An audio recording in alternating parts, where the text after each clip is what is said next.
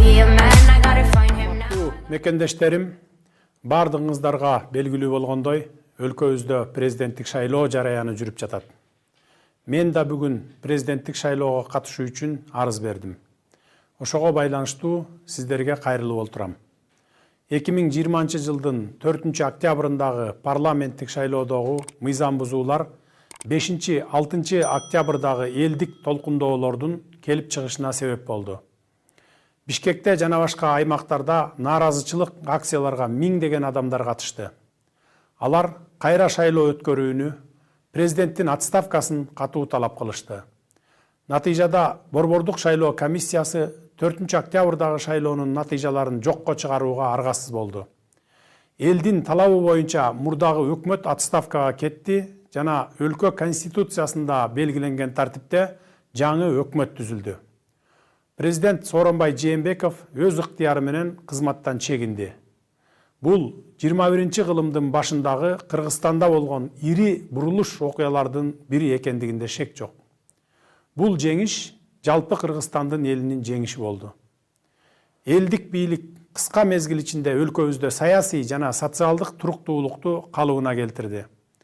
Бардык эл аралык милдеттенмелер, буга чейинки эки тараптуу жана көп тараптуу келишимдер жана макулдашуулар толугу менен аткарылууда. Ошол эле учурда, урматтуу мекендештер, алдыбызда олуттуу жана жооптуу маселелер бар. Биринчи, элдин талабын аткаруу максатында конституциялык реформалар даярдалууда. Жакынкы күндөрү конституциянын жаңы долбоору жогорку кеңештин кароосуна берилет. Баш мыйзамга өзгөртүүлөр боюнча ар бир жарандын сунушу эске алынат. Жаңы конституциянын долбоору эл тарабынан колдоого ээ болсо, өлкөдө башкаруунун жаңы системасы түзүлөт. Экинчи, келерки парламенттик шайлоолорду конституциялык реформалар аяктагандан кийин 2021 жылдын жаз айларында өткөрүү болжолдонууда. Бул маселе боюнча жогорку кеңеш тийиштүү мыйзам кабыл алып, мен ага кол койгом. Үчүнчү, Борбордук шайлоо комиссиясы мөөнөтүнөн мурдагы президенттик шайлоону 2021 жылдын 10 январына белгиледи. Урматтуу мекендештерим, ушуга байланыштуу мен өлкө президентинин ыйгарым укуктарын мыйзам чегинде тапшырып берип, премьер-министр катары ыйгарым укуктарымды токтотуп, президенттик шайлоого катардагы жаран катары катышайын деп чечтим. Мындан ары президенттин милдетин баш мыйзамга ылайык жогорку кеңештин төрагасы аткарат.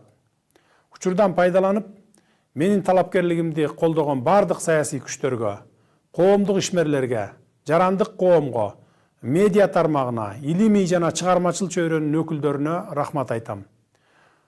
Мага саясий кырдаалга байланыштуу ар кандай саясий күчтөрдүн басымына карабастан бир эмес 3 ирет ишеним көрсөтүп келген жогорку кеңештин депутаттарына терең ыраазычылык билдирип рахмат айтам. Мындан тышкары чогуу иштешкен бардык бийлик бутактарынын, мамлекеттик жана жергиликтүү өз алдынча башкаруу органдарынын жетекчилерине терең ыраазычылык билдирем. Президенттик жарышка аттанган болочоктогу атаандаштарымдын ар бирин урматтайм жана аларга ийгилик каалайм. Ошол эле учурда суранып кетер элем. Шайлоодо өлкөбүздүн түндүк түштүккө, элибиздин урууруга жана тууган туушканга бөлүнүшүнө жол бербейли. Ар бирибиз үчүн элибиздин тынчтыгы, коомубуздун ынтымагы жеке мансаптан бийик болуш керек.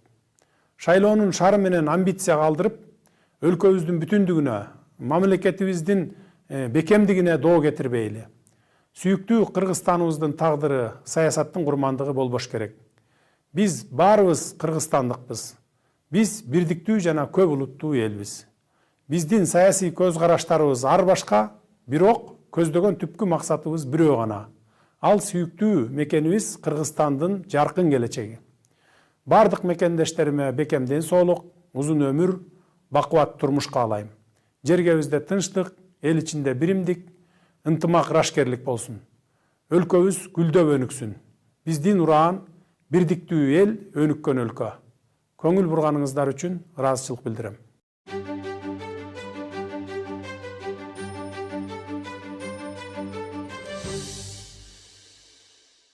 Дорогие соотечественники, как вы знаете, в нашей стране идет процесс подготовки к президентским выборам. Я тоже сегодня подал заявление для участия в выборах на пост президента. В этой связи я обращаюсь к вам. Массовые нарушения законодательства во время парламентских выборов стали причиной народных волнений 5-6 октября. В акциях протеста в городе Бишкек и других регионах участвовали тысячи людей. Они потребовали проведения повторных выборов и отставки президента. В результате Центральная избирательная комиссия была вынуждена отменить результаты выборов 4 октября. По требованию народа прежнее правительство ушло в отставку, и в порядке, определенном в Конституции, было сформировано новое правительство.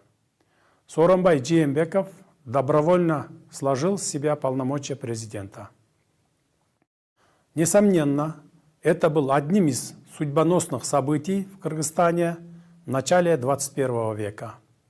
Эта победа стала победой всего народа Кыргызстана. Народная власть за короткое время восстановила стабильность в общественно-политической жизни страны. Все международные обязательства, а также подписанные к настоящему времени двусторонние и многосторонние соглашения и договоры выполняются в полном объеме. В то же время, дорогие соотечественники, у нас есть очень важные и сложные задачи, которые нам нужно решить, не откладывая. Во-первых, идет подготовка к конституционной реформе. В ближайшие дни проект новой Конституции будет подготовлен. Его внесут на рассмотрение Жогорку Кеңеша. При рассмотрении изменений в основной закон будут учтены предложения каждого гражданина страны. Если проект новой Конституции будет поддержан народом, в стране будет создана новая система правления. Во-вторых, как известно, Жогорку Кеңеш принял соответствующий закон, и я его подписал. Согласно ему, следующие парламентские выборы планируется провести весной 2021 года, после завершения конституционных реформ. В-третьих, Центральная избирательная комиссия назначила досрочные президентские выборы на 10 января будущего года. Дорогие соотечественники, в связи с этим, как ранее заявлял, я решил сложить с себя полномочия президента страны, а также приостановить должностные полномочия премьер-министра Кыргызской республики, и как рядовой гражданин буду участвовать на предстоящих президентских выборах. Далее обязанности президента Кыргызской республики согласно основному закону будет исполнять Төрага Жогорку Кеңеша. Хочу поблагодарить все политические силы, общественных деятелей, представителей гражданского общества, медиасферы, научной и творческой интеллигенции, поддержавших мою кандидатуру.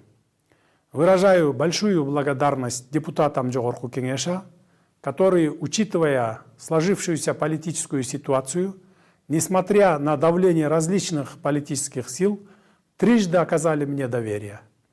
Помимо этого, благодарю руководителей всех ветвей государственной власти, государственных и местных органов за совместную работу. Ко всем своим будущим оппонентам отношусь с уважением и желаю им успеха. В то же время призываю не допустить разделения страны на север и юг, на регионы или родственников. Сохранять мир и стабильность в стране, интересы народа и государства ставить выше личных амбиций. Мир в стране, единство народа и безопасность нашего общества – это самые важные вещи. Для нас всех судьба нашего государства и родного народа должны быть дороже всего.